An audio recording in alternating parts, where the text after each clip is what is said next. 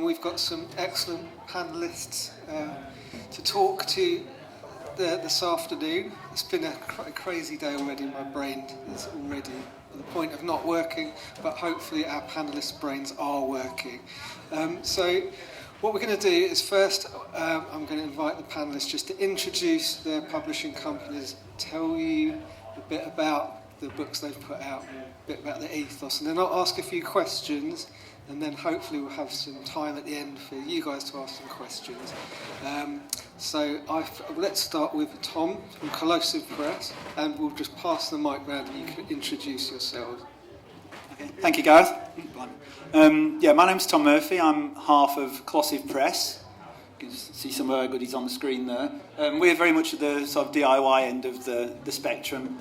Corrosive started off with just me publishing some little book artsy things and photocopied jokey things that I was keen to get out there because I was inspired by all the small press stuff, and I'd done stuff years ago but then lapsed a bit, so I was looking for a creative outlet and started producing these things, and then just realised that we needed an imprint or a name or something just to stick on the cover. So we came up with the word with Corrosive Press, because that was a word my dad invented to cover something that was massive and colossal at the same time, and seemed like a funny name for a very small, literally nano press.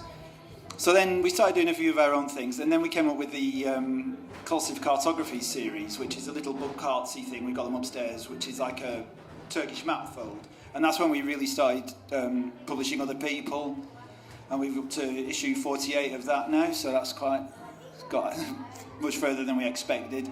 And we're also publishing a couple of works by other people. Fractures is a comic by Wolfgang Crow, and Ghost Stories I Remember by Patrick Ray.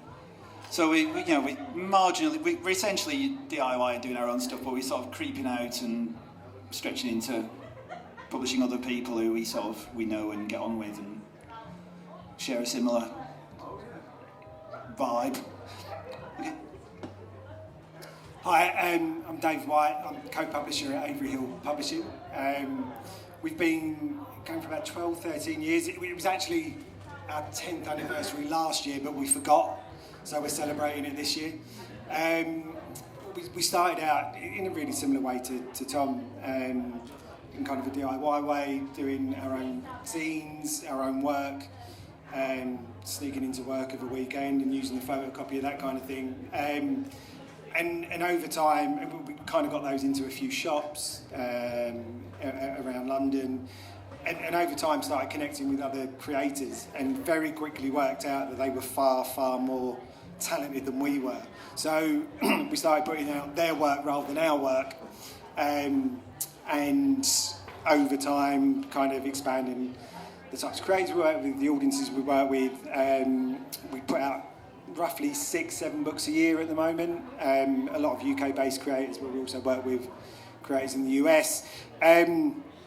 Our kind of what we like to put out, we just say it's the books that we'd like to read ourselves. It's books that we'd like to see on the shelves.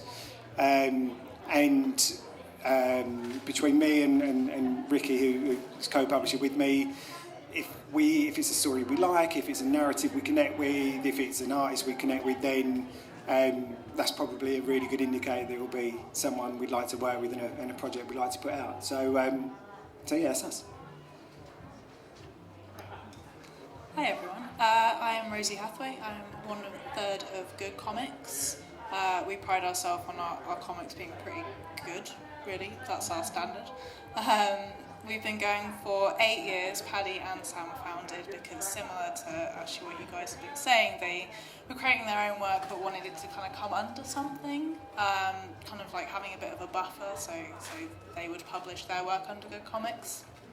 And then they kind of realised that other people were making work but maybe didn't have the financial backing to bring it out themselves, so they started sort of very slowly bringing other people's work out, and it kind of went from there.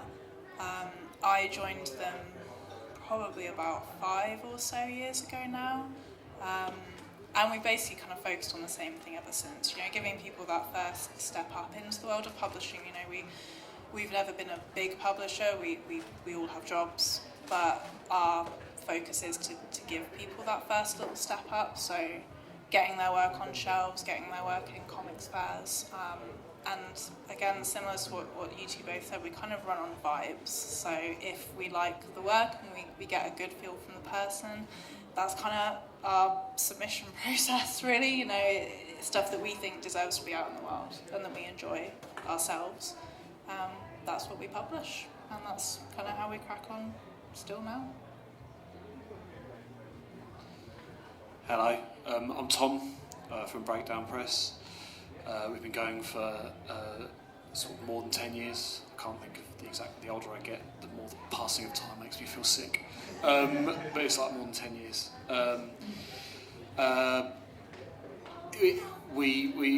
We sort of started basically because we didn't feel that the type of comics that we liked was the sort of the structure for presenting the sort of comics that we liked wasn't really represented in the UK.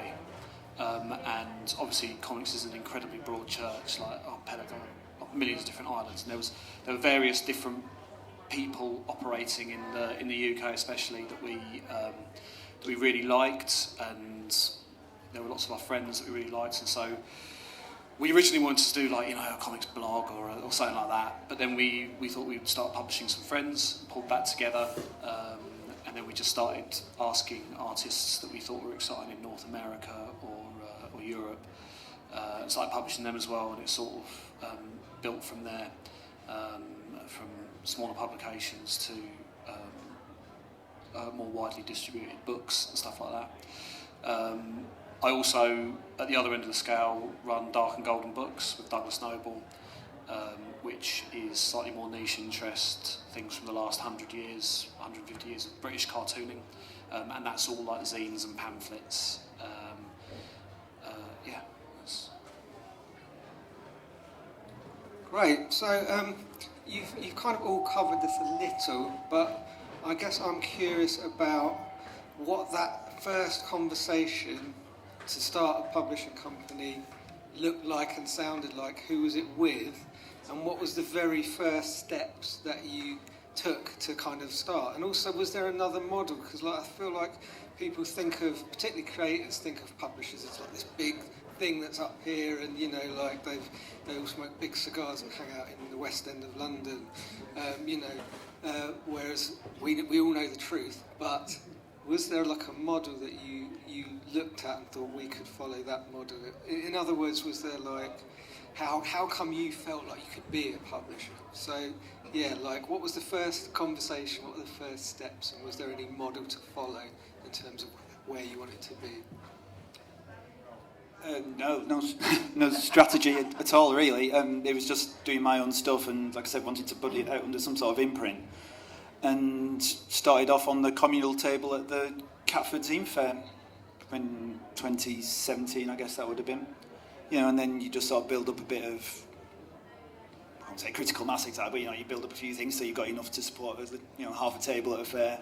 So I mean, there wasn't really any, and there still isn't any guiding strategy. I mean, very inspired by Avery Hill, you know, the way they developed from, like Dave was saying, from zines to, you know, bigger, more structured work. So, but no, because we're doing it ourselves, you know, we're not really, you know, we are the stakeholders as such, so we just kind of do what we think is a good idea at the time. You know, Jane, I neglected to mention my wife, she's a sort of writer and editor, so it was a no-brainer that she'd get involved and started publishing her own sort of zines through it as well. So, and you know, the way we developed into classic cartographies, that was purely by accident, but I was just experimenting with some bookbinding formats and things, and did this Turkish map fold, and thought it'd be a nice format if people had, you know, one-page comic strips lying around that they didn't have a home for, so just contacted a few people.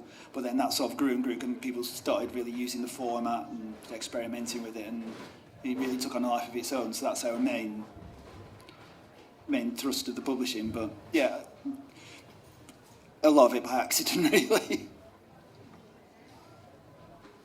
Yeah, I think accident plays a large part of it. I mean, I started with Ricky and another friend of ours. we went to school with each other. We've known each other for decades. Always undertaking variously ill thought out and ill conceived creative endeavours. And after trying to be in a band, we weren't very good at that. After having a music blog, we were okay at that, but no one was reading it. We decided to start, with the zines, and that turned into something more. And I think the tipping point between just kind of doing it ourselves and actually calling ourselves a publisher was once we'd kind of established enough relationships with creators to think, is this something we can help with? That was really important, and it's still really important to choosing the projects that we work on. Is can we actually add what the creator needs us to add to this? Is it something we can actually help with? And once we, kind of got our heads around that, it was let's give it a go. And it was really, we've got no background in publishing as an industry. We were making it up as we went along. We were very fortunate in that we met a lot of people that gave us advice and were very willing to give us advice. Tom, in the early days gave us a lot of really good pointers, for instance, but lots of people very, very willing and free to give us that advice. And it kind of grew from there. We've got day jobs, as Rosie says. We've still got day jobs. We funded Avery Hill ourselves from the very start. So we've always had to be very careful in the way that we've tried to take the next steps in growing as a publisher, because it's us that's behind it ultimately. But we quite like that because it means it's been quite steady and very intentional in the decisions that we've made.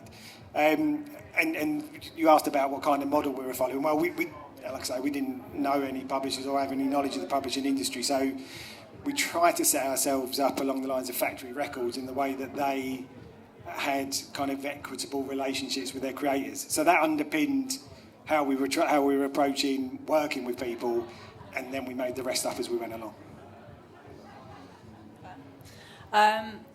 I didn't know that about you, actually, about the Factory Records thing. So, yeah, it was about 8 years ago, and it's a little bit difficult for me to say, because obviously Paddy and Sam were the two, the people who decided to start it, and I think they'd happily accept that there probably wasn't a lot of thought that went into it. It was just like, this seems like a good thing to do. Let's call it something dumb. And that is most of their approach to stuff. And it's worked really well for us. It's not a criticism at all. I think they felt that they could bring something different to the table, and we didn't really follow any kind of model. Obviously, by the point that we started, Avery Hill were already going, as well as yourselves, Tom. And I think we knew we didn't want to... We were a bit unsure, actually. At one point, we were a bit unsure as to whether we wanted to grow any bigger or not, and that was something that we had to try and figure out. But it's always very much been... We kind of did what felt right at the time and made sure that we, in the very early days, it was like 1 or 2 books a year, and we kind of carried on like that and make sure we had a decent spread, but that we were still keeping to what we felt needed to be out there and not just publishing any old thing, because obviously it takes quite a lot of time and effort for the creators as well as the publishers. So yeah, there was definitely no business model, definitely not a lot of forward thinking, but that's just how we roll, and it worked quite well for us. Obviously, again, like by the time you guys had the advice, then I know Sam and Paddy spoke to you a lot at different shows and sort of got a feel for what other people were doing. But yeah, a lot of it was just figuring out what we were doing as we go along, and I don't think there's any harm in that. I think that there is definitely something to be said for just if it feels right, then you give it a go and obviously try your best. There wasn't a specific, as these guys said, there wasn't a specific model in mind. We ripped off Picture Box, which was a North American publisher that we really admired, and their sort of ethos. Again, you're talking about Factory Records, and my background was working in the music industry, so I put out records and stuff. So the idea of just asking people to do stuff and doing it wasn't alien to us when we started. And then I'd echo something that sort of was mentioned. One of the nice things about comics is like the sense of broader community. Even though it is a very broad church and people are doing very different things, you're essentially putting comics on paper or digitally and selling them, and in this end in publishing. And so it's really valuable talking to other people that are doing that, and sort of you build your model through other people's experience and their advice. So there wasn't an initial sort of like, right, this is the structure of what we're doing, but that sort of organically fell into place. We've really, our breakdown story is one of like consistent growing pains in order to try and get to the next point, the next thing. It's manoeuvring within a capitalist system. There's always something else to keep you down. As different fees you got to pay, different amounts of time you got to spend doing things. But it's also fun and like well worth it. But yeah, no structured thing. Okay. So following on from that point you just made about growing pains and being within a capitalist system, I mean, I think by now no one's in here is under any illusion that these big businesses with loads of employees and lovely offices or anything like that. But sometimes when you publish books, people really want to buy them, and you've all had kind of sudden runaway successes. I'm thinking with Tom, maybe Afterman. I mean, I might be wrong about this in my perception. Yeah, the one book that wasn't a comic, yeah. Yeah. Yeah. But with good comics, maybe The Times I knew I was gay, and Tilly Walden. Maybe Corrosive, the new kid on the block, haven't had that yet, but Fractures maybe is a step towards that. So, yeah, okay.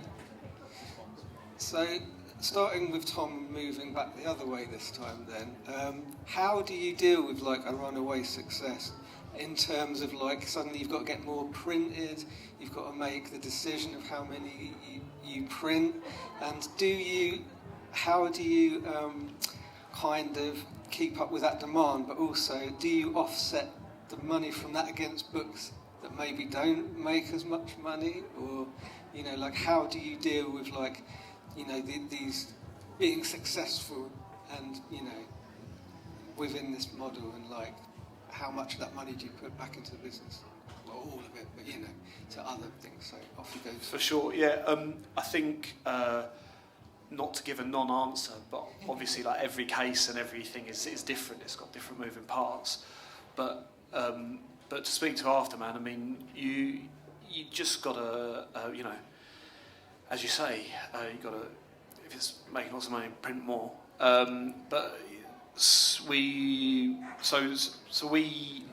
scheduling's really tough for us because this is no one's full-time job, and we're distributed via turnaround for some books. Other books where the margins don't make it feasible or possible, or they're just too small, they don't have a spine, it doesn't make sense to have them distributed, or because like they are they're niche, like you're publishing like a lovely art comic that really the global audience for is 500 people, and so you don't that's not something that needs to be necessarily widely distributed. And so thinking about scheduling and how you can spend your money in different ways, with some sort of strategy, when you know what projects you're committed to, what projects you want to be committed to, and to answer your question, yes, absolutely. Certain books that we publish pay for other books that we publish, because if I break down the idea is we publish work that we passionately believe in, that we think is good comics, and so often we don't necessarily think about the business ramifications our end. There is obviously considerations about like whether us publishing something makes sense for the artist and creator, as well as us, but broadly speaking, yeah, we shuffle stuff around like that all the time. We say, we really want to do this project.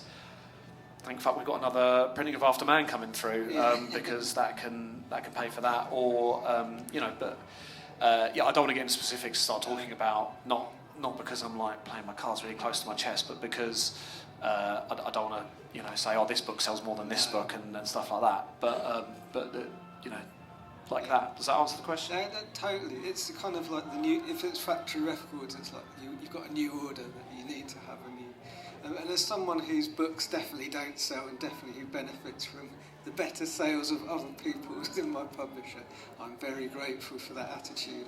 But so Rosie, talk about, because didn't you sell the rights to Times I Knew I Was Gay, and was that kind of out of your depth a bit because you were really new then? Or?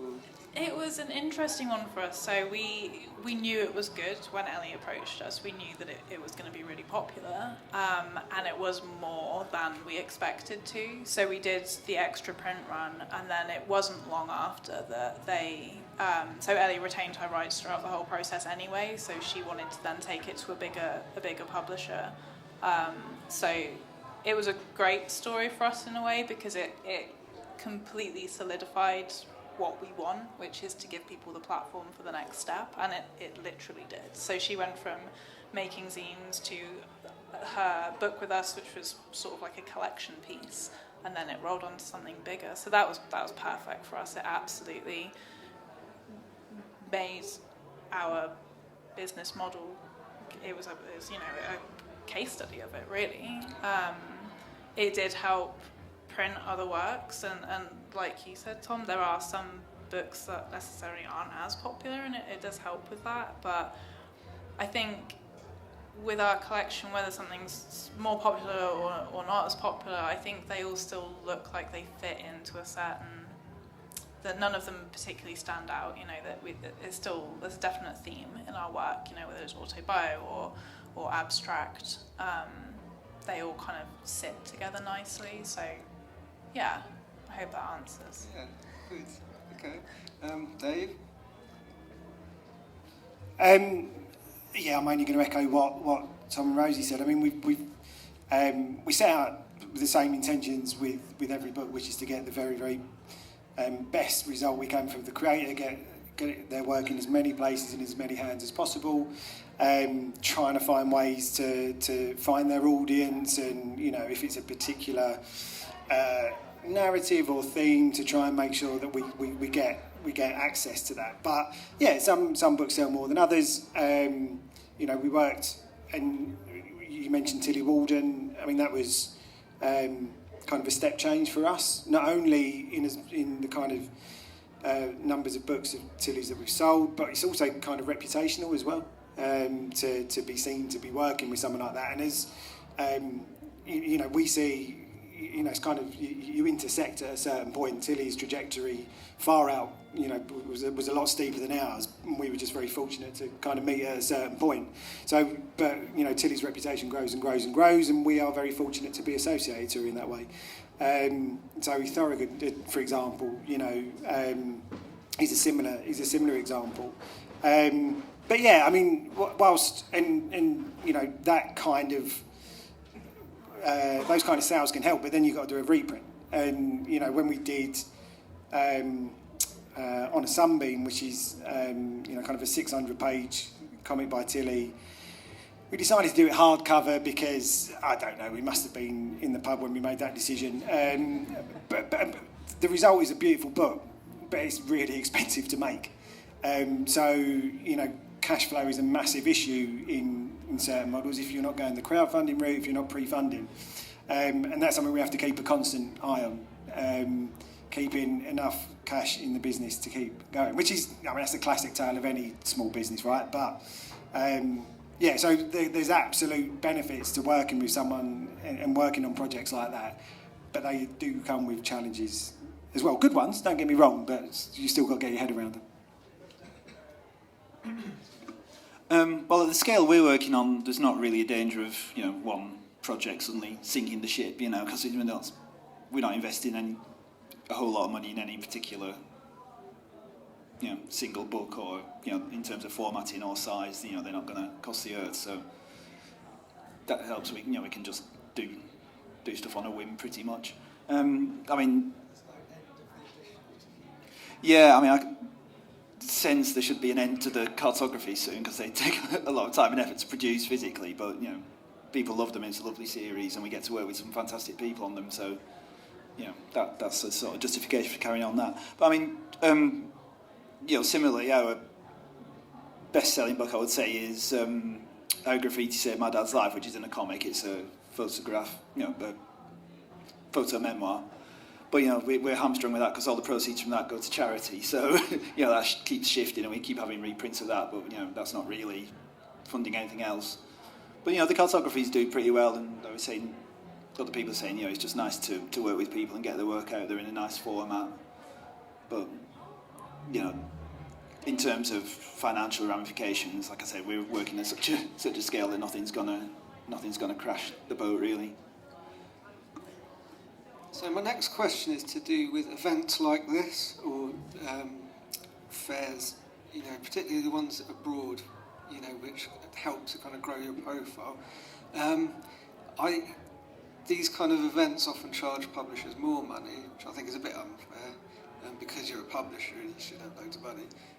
And also, like, shipping books and things like that is a bit of a nightmare. So what's your philosophy of doing events? How many events do you do? Has that changed? Do you do more now or less now? And, you know, what are the particular challenges and benefits to, you know, travelling and doing lots of events? Let's start with Tom again. This is quite a tough one.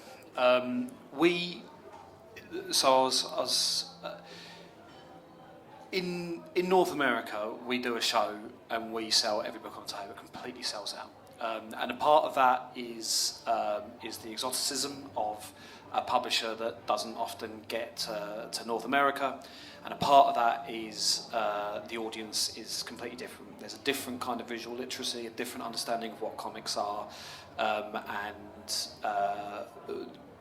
different traditions. And similarly in Europe, we go to Angoulême and sell well. In the UK, it's much tougher for us, but it's less expensive, so there's less outlay.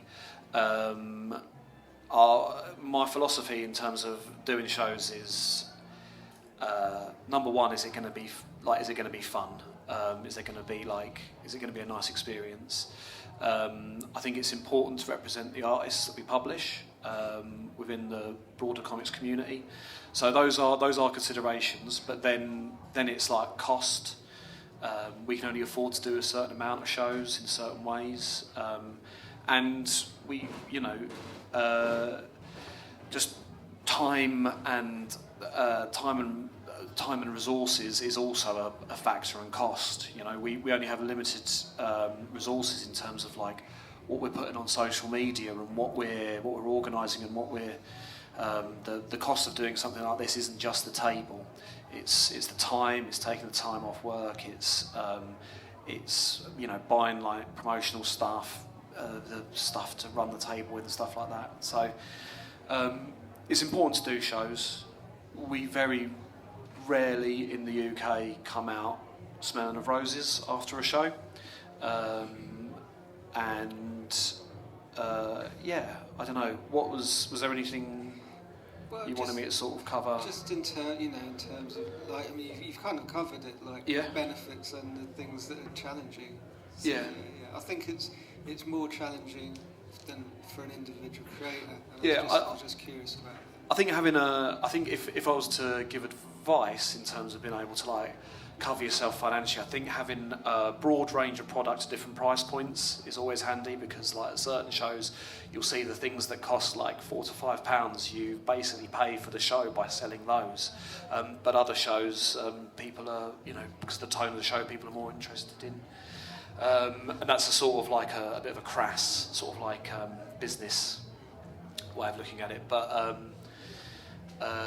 yeah. Cool. Thank you. Our approach to shows have changed a lot since we first began. So the first show we did, Sam and Paddy did, was Thought Bubble. I'd say I would say pre-COVID we did a lot more, but we did actually start to tail off a little bit before that. So when Paddy had his first of now 2 children, that really affected things for him. The outlay of going to some of the shows is just not affordable for us. It got to a bit of a point where the cost of going to the shows would, even if we felt that we did well, it still could be quite an effect on what we put out. You know, we put out fairly small, thin books, and you know, the cost of going to one of these shows and 3 of us having a hotel and all of our travel costs to go, that could pay for a print run. And you never know how well you're going to do at a show as well, which is difficult. I think for us, things changed after Thought Bubble moved. So when it was in Leeds, we were absolutely there every time. But once it moved to Harrogate, it felt like that extra step further away from what we believed in, really. It was just further north. It was in a bit more of a wealthy area, and we felt that it just kind of moved away from what we believed in, essentially. So we stopped doing Thought Bubble. COVID hit. And then it's just been hard to get to shows since, really. We've never done big shows. We did talk at one point about trying a Comic-Con, and we did apply for one in Manchester, but it never came through. And we just felt like somewhere like here, or some of the other shows that, you know, Bristol's show that isn't happening anymore, but the Bristol Comic and Zine Fair, things like that, for us were perfect because it was the right level between affordability for us as individuals with families, affordability for us as a model that is a lot of our profits go back into the next thing, so that's really important.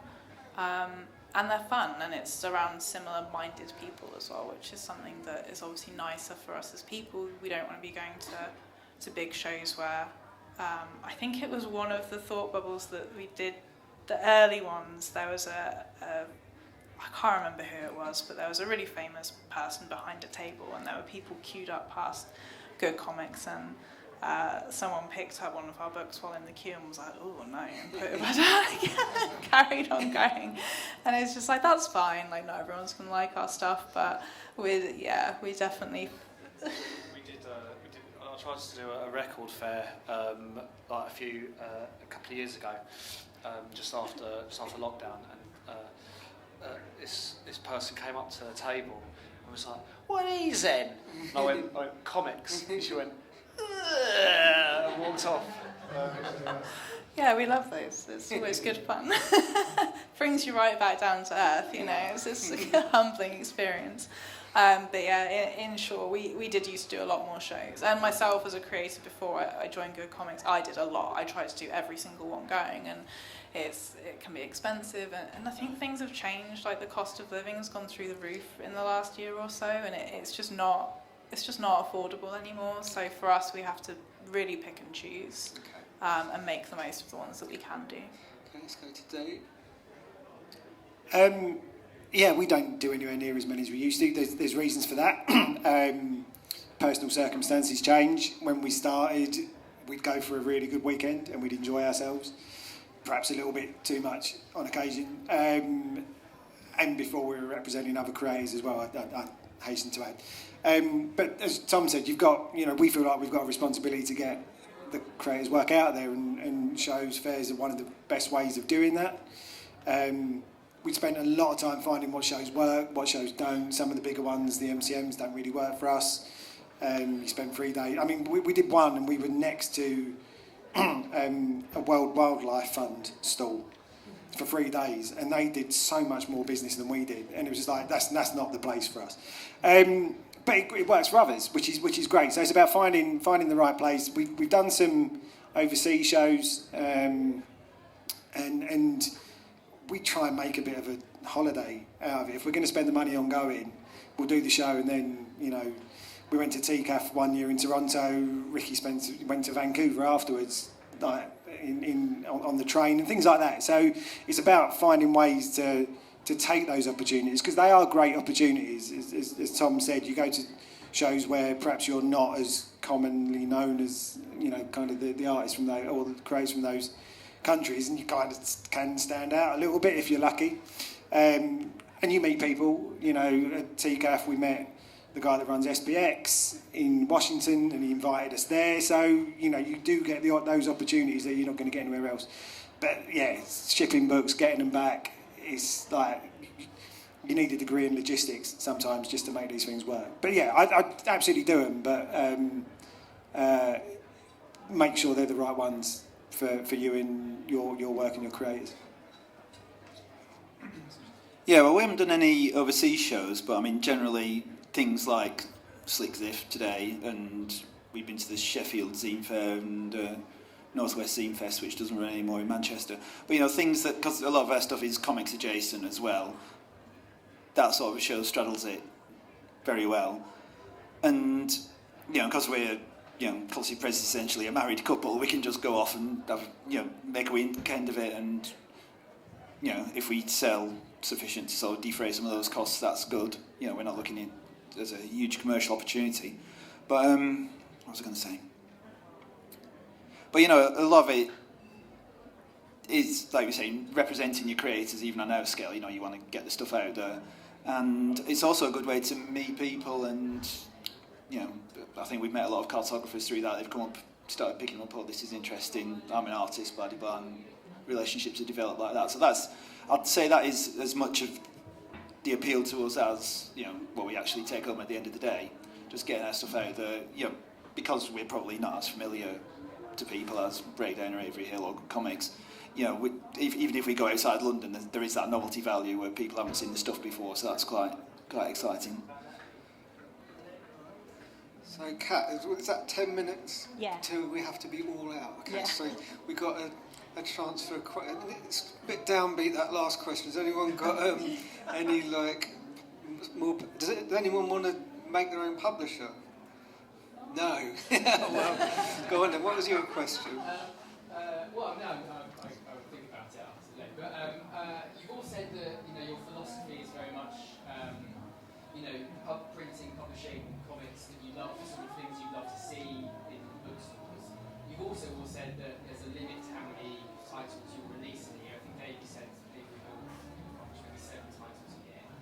I'm sure you're all getting way more submissions for comics that you'd all love to print. How do you make those decisions? Like, let's say you have one more title to publish in a given year, and you've got 3 submissions in front of you that you'd love to see. What's the conversation about? How do you make that decision between putting 3 great ones down to 1? Do any of you want to grab that question? Yeah?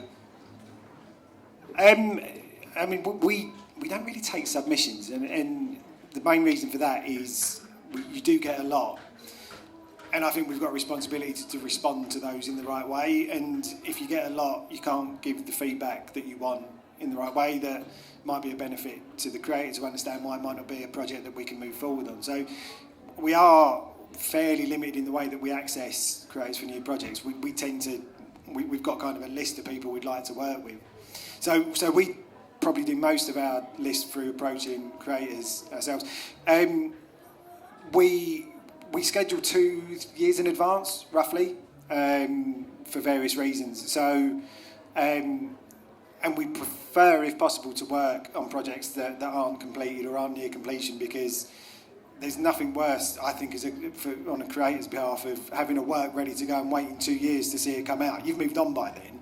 You're doing other stuff. So you want that timeline to kind of stay, at the point of publication, you want it as new and as fresh to the creator as possible, because they play an important or more important role in talking about the book and marketing the book than we do.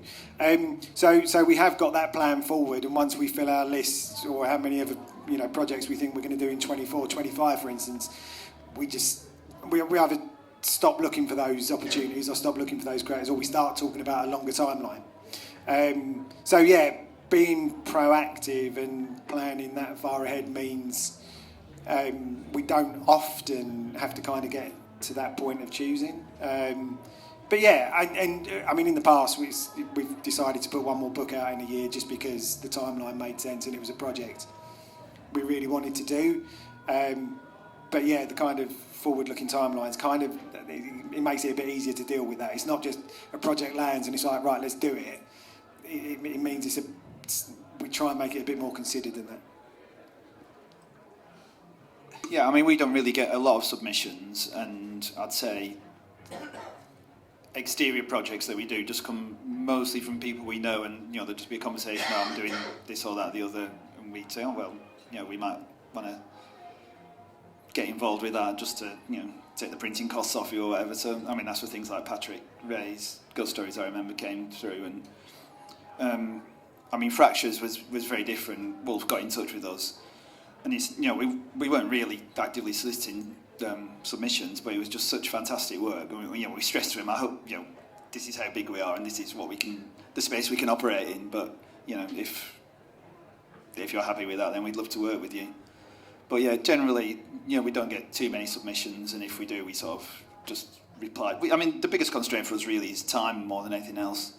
Because we're both full-time jobs, and it's just what we can cram into evenings and weekends. So we sort of make people aware of that, and that it's not any reflection of the quality of their work, but we just literally cannot take on that many projects.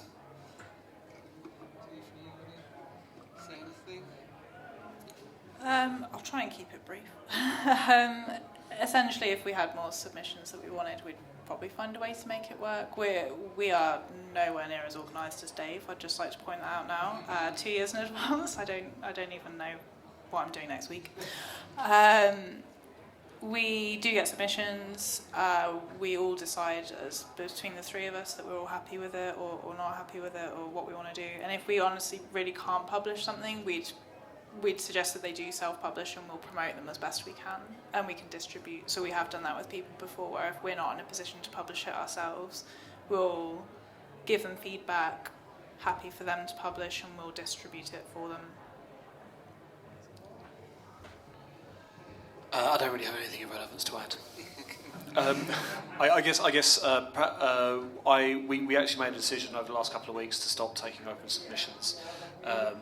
Because we know who we want to work with, broadly speaking, and the thing that narrows that down is mostly one of my publishing partners, Simon, is absolute C3PO stato. He's got the spreadsheets, he understands the facts and the figures, and he just frequently talks me down on various things where he's like, we can do that, but this is what that's going to cost us. This is how it's going to pan out, and this is what it means we can't do.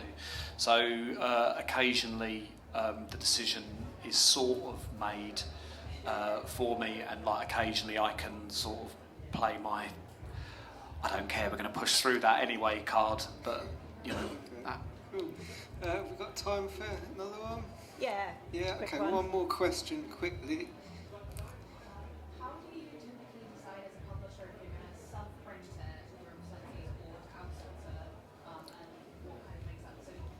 Okay, so you probably all outsource it except for Tom, but you outsource it, but then do a lot of plan making. Yeah. Okay. Yeah. But Tom, breakdown that you had the Risograph studio, am I right? Yeah, I was gonna. I should have mentioned that as one of the things about our sort of start. We sort of started when Risograph sort of started to blow up in globally in the West. And sorry, in the West more, not globally, and so yeah. So there's but that's just sort of like an aesthetic project by project thing. What do we want this to be? How do we want it to feel? What do we want to do with it? But broadly speaking, most of the stuff that we publish now is offset lithography, sent away to a printer, done like that. Just mostly for cost now. Paper costs and printing costs have gone through the roof, and in order to make things affordable, we have to think very carefully about the format of a book and where we get it printed and stuff like that. How about Corrosive Press? Is probably the most relevant question to you, because you probably do home print anything? Not really, no. I mean, we just get bits and pieces through commercial printers, and then for the cartographies, obviously we then Upper Old Sausage Fingers does his magic and knocks them up, and we've done some Riser stuff as well, which we hand sew. So we do try and something we like to do more is that sort of book artsy element, combining, content with form like that. But we also just do a lot of printed, stapled, regular zine format stuff, which is all done externally. Yeah, same as Tom said, we get everything outsourced. It then becomes a question of where do you go for that.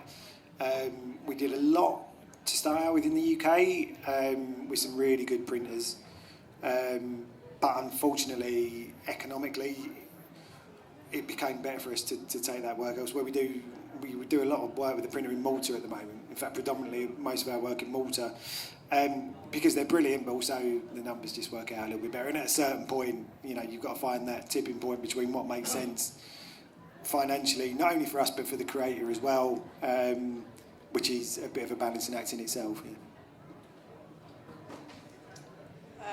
We outsource. It's just for the numbers that we do, it wouldn't really be achievable to do it ourselves.